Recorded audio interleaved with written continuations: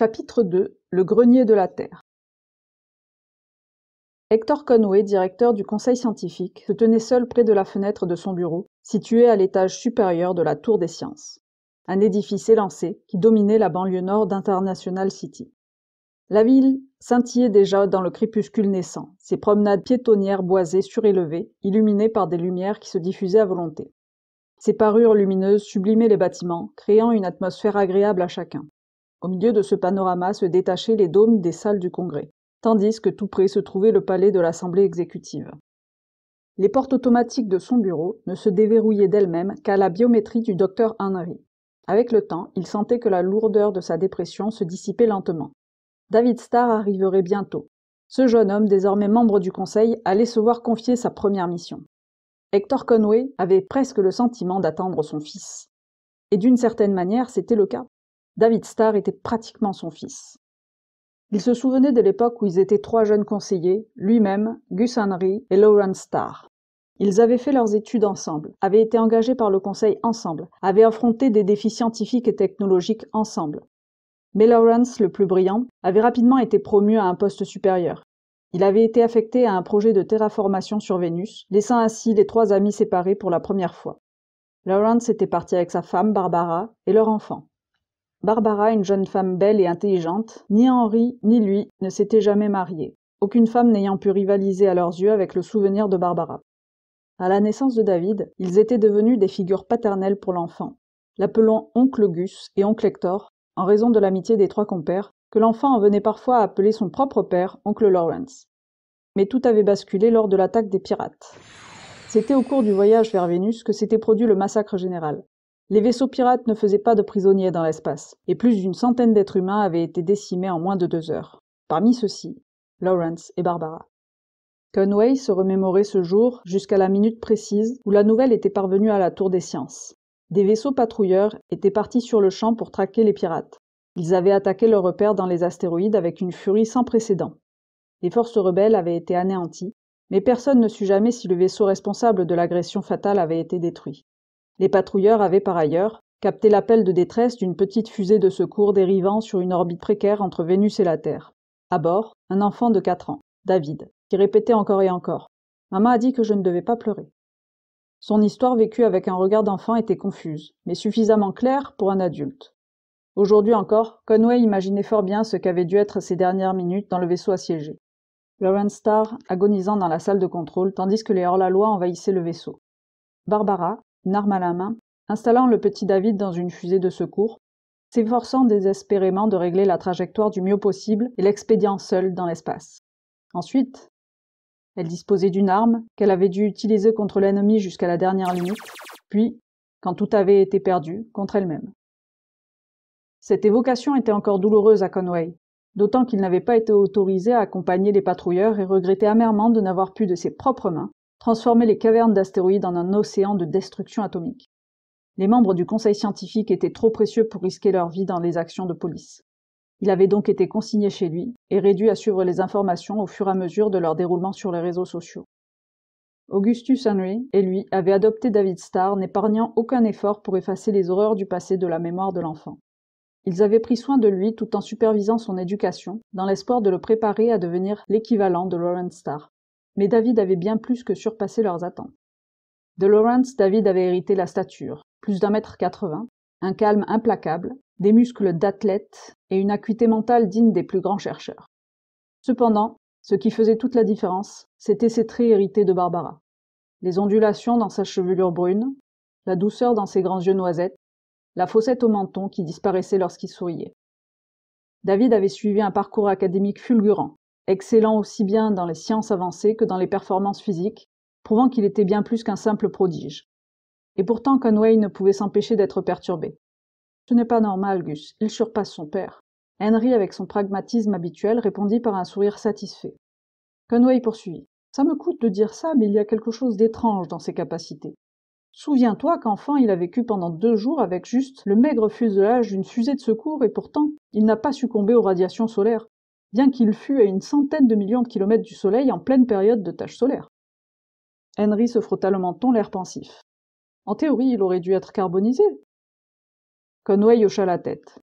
Il faut comprendre comment les cellules réagissent à un tel stress. Nous avons encore beaucoup à apprendre des effets du rayonnement solaire sur les tissus vivants. David, dans son parcours exemplaire, avait terminé ses études avec la meilleure moyenne jamais enregistrée, et sa thèse en biophysique s'était distinguée par ses recherches novatrices. Il était devenu le plus jeune membre actif du conseil scientifique. Cependant, Conway ne pouvait se défaire d'un sentiment de distance qui s'était installé au fil des années. Son ascension à la tête du conseil scientifique, 4 ans auparavant, avait entraîné une réduction de ses contacts avec David. Les responsabilités liées à la direction d'une institution scientifique aussi complexe laissaient peu de place pour les échanges personnels. De plus, en tant que directeur, même si c'était un très grand honneur pour lui, il se trouvait toujours plongé dans la gestion des crises interplanétaires et des négociations avec les consortiums qui régissaient l'économie galactique. Mais aujourd'hui, quand la porte s'ouvrit enfin, un frisson parcourut son échine. Il se tourna rapidement et avança vers l'arrivée de ses invités. « Gus, vieille branche !» lança-t-il avec une poignée de main ferme, puis il se tourna vers le jeune homme. « David, mon garçon !» David, bien que désormais adulte, ne perdit rien de la chaleur de son sourire en retrouvant l'ancien mentor et figure paternelle. La rencontre marquait non seulement un moment de retrouvailles, mais aussi l'arrivée d'un tournant décisif. L'époque de la simple science et des découvertes rationnelles était révolue. L'avenir de l'humanité était désormais lié étroitement à des enjeux bien plus vastes, dans des mondes où la technologie, les sciences sociales et les questions éthiques se confondaient, remettant en question tout ce que l'on pensait savoir sur l'identité humaine et la vie dans l'univers. La terraformation de Mars n'était que le début. 1 heure s'écoula. La nuit était désormais bien installée lorsque les propos joyeux de leur retrouvailles firent place à des préoccupations plus graves concernant le sort de l'univers. Ce fut David qui aborda la question qui les préoccupait tous. « J'ai assisté aujourd'hui à mon premier cas d'intoxication, Clector. J'en savais assez pour éviter la panique générale, mais j'aurais aimé en savoir davantage pour intervenir à temps. » Conway répondit d'un ton posé. « Personne n'en sait assez pour cela. Je suppose, Gus, que c'était encore un produit en provenance de Mars. » « Impossible à établir avec certitude, Hector, mais la victime a bel et bien mangé des prunes de Mars. Et si vous me disiez, intervint David, tout ce que je suis en droit de savoir. »« C'est très simple, dit Conway. Dramatiquement simple. Au cours des 4 derniers mois, environ 200 personnes sont mortes après avoir consommé des produits martiens. Les poisons utilisés restent indétectés, et les symptômes ne correspondent à aucune pathologie connue. Paralysie rapide et totale des nerfs contrôlant le diaphragme et les muscles thoraciques, ce qui entraîne une paralysie des poumons, fatale en moins de 5 minutes. Dans les rares cas où nous avons pu intervenir avant le décès, nous avons pratiqué la respiration artificielle comme tu l'as fait toi-même. Certains ont même été placés sous poumons d'acier. Mais rien n'y a fait. Les victimes sont décédées comme les autres. Le cœur semble également être affecté. Les autopsies n'ont révélé qu'une dégénérescence nerveuse extrêmement rapide. Et les aliments, s'informa David. Chou blanc de ce côté-là aussi, dit Conway. L'aliment toxique est entièrement assimilé avant même qu'on puisse intervenir. Les autres produits similaires que nous avons prélevés sur la table ou dans les cuisines sont totalement inoffensifs. Nous en avons fait ingérer à des animaux et même des volontaires humains. L'analyse du contenu de l'estomac des victimes n'a rien donné de concluant. Alors comment savez-vous qu'il s'agit d'une intoxication alimentaire ? Dans tous les cas, sans exception, la mort survient peu après la consommation d'un produit martien. Ce ne peut pas être une coïncidence. David, pensif, dit « Et de toute évidence, le mal n'est pas contagieux. » Non, les étoiles en soient louées, la situation est suffisamment inquiétante. Pour l'instant, avec l'aide de la police planétaire, nous avons évité qu'il n'y ait trop de rumeurs. 200 morts en 4 mois sur l'ensemble de la population terrestre, c'est encore gérable, mais le nombre risque d'augmenter. Et si les terriens apprennent qu'une simple bouchée d'aliments martiens peut être fatale, les conséquences seraient catastrophiques. Nous pourrions dire que cela représente que 50 morts par mois, mais chaque personne se croira la suivante. Oui, dit David. Et cela signifierait l'effondrement du marché alimentaire martien. Une véritable catastrophe pour le syndicat des agriculteurs martiens. Bah, Conway haussa les épaules. Comme si cela n'était pas l'essentiel. Tu ne vois pas ce qui est encore plus grave ? L'agriculture terrestre ne peut pas subvenir à tous les terriens. Tout à fait. Nous ne pouvons nous passer des denrées alimentaires provenant des autres planètes habitées. En 6 semaines, nos réserves seraient épuisées. Si les terriens venaient à refuser les produits martiens, la famine serait inévitable. Je me demande combien de temps nous pourrons encore étouffer cette affaire. Chaque décès rend la crise plus aiguë. Est-ce celui-ci qui va attirer l'attention des médias ? La vérité va-t-elle éclater au grand jour ? Et puis il y a la théorie de Gus qui vient tout compliquer. Le docteur Henry se cala dans son fauteuil, parlant tout en réglant son hyperlink pour une neurostimulation. Je suis convaincu, David, que cette épidémie d'intoxication alimentaire n'est pas un phénomène naturel. Elle est trop généralisée. Un jour au Bengale, le lendemain à New York, le jour suivant à Zanzibar, tout cela semble suivre un plan connecté. Voyons, commença Conway. Si un groupe de terroristes cherchait à prendre le contrôle de la planète, pourrait-il imaginer une meilleure stratégie que de frapper le talon d'Achille, notre ravitaillement ? La Terre est la planète la plus peuplée de la galaxie. C'est logique, c'est le berceau de l'humanité, mais en conséquence, c'est aussi la plus vulnérable. Elle ne peut subvenir à ses propres besoins. Nos réserves alimentaires se trouvent désormais dans l'espace, sur Mars, sur Ganymède, sur Europa. Si nos importations étaient interrompues par une agression des pirates ou par le procédé beaucoup plus subtil que nous subissons en ce moment, nous serions bientôt réduits à une impuissance totale. C'est aussi simple que cela. Mais, intervint David, si c'était le cas, les terroristes ne contacteraient-ils pas directement notre gouvernement, ou ne formuleraient-ils pas des ultimatums? Cela semblerait logique, mais peut-être attendent-ils simplement leur moment, ou alors ils ont décidé de traiter directement avec le producteur de Mars. Les Martiens ont leur propre mentalité, ils se méfient de la Terre. Et si leur économie était menacée, ils pourraient bien se rallier aux criminels. Peut-être, suggéra-t-il en ajustant son hyperlink, ceux-ci sont-ils... Mais ne tirons pas de conclusions hâtives. Et quel est mon rôle dans tout cela, Sankey David? Qu'attendez-vous de moi? Laisse-moi lui expliquer, dit Conway. David, nous voulons que tu participes à une mission au laboratoire centraux de la Lune. Tu feras partie de l'équipe de recherche qui étudie la question. En ce moment, ils analysent les échantillons de toutes les cargaisons alimentaires envoyées depuis Mars. Nous finirons bien par identifier un produit empoisonné. La moitié des échantillons sont testés sur des rats, et l'autre moitié sera soigneusement analysée pour détecter toute trace de biomolécules modifiées. Je comprends. Et si oncle Gus a raison, je suppose que vous avez déjà une autre équipe sur Mars. Des experts en bio-ingénierie, mais pour l'instant, es-tu prêt à partir pour la Lune demain matin? Bien sûr, mais dans ce cas, pourrais-je prendre un moment pour me préparer? Évidemment.